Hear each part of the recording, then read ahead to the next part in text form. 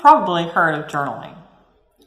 Maybe you thought about keeping a gratefulness log, or maybe you think that's just a little silly and you don't have time for that.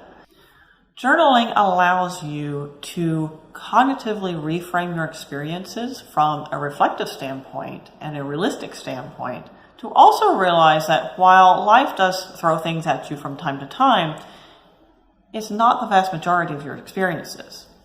I would have to say that for most people, our experiences are either neutral to positive, and we have a lot to be grateful for, oftentimes that we take for granted.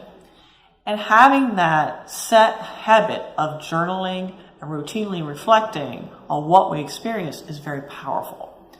It allows us to cognitively reframe those experiences from a realistic and reflective standpoint, and establishes a more positive mindset that then fosters a more positive experience moving forward.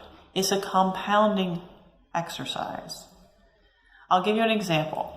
I was doing a great job with my journaling for years. And then last year I got super busy and my journaling was going great. And I set it aside.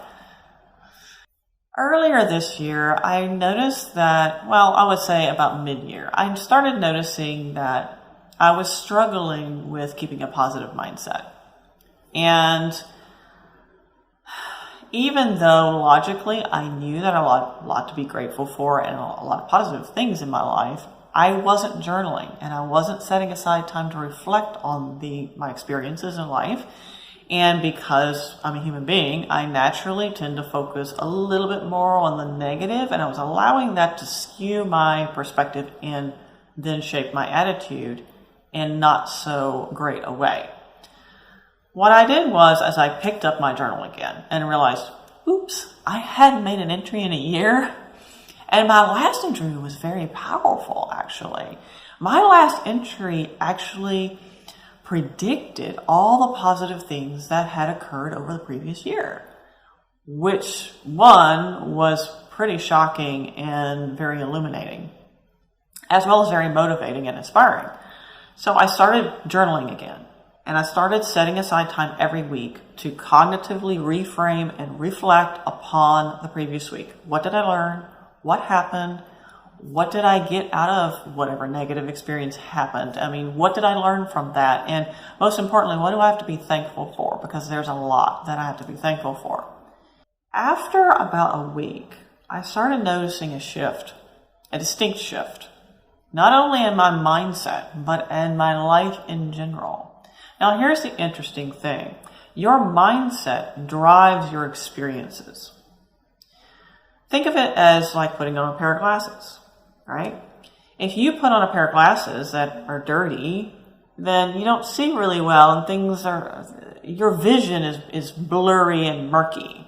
Well, that's like your attitude. Your attitude is like a pair of glasses for your mind. If you have a bad attitude, you tend to expect bad things. If you have a good attitude, you tend to get good things out of your experiences. It's the lens by which we view the world and experience our life. It is also the lens by which we respond to those experiences. This is why journaling is so powerful. It's not just to have a habit of writing down stuff. That's not the point.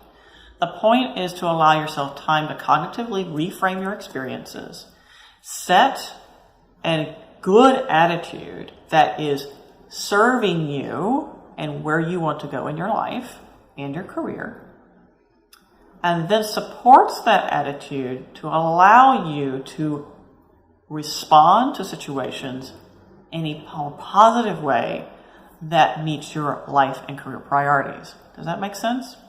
So journaling itself seems simplistic and maybe why should I bother? But there's a very real reason why you should take the time to do it.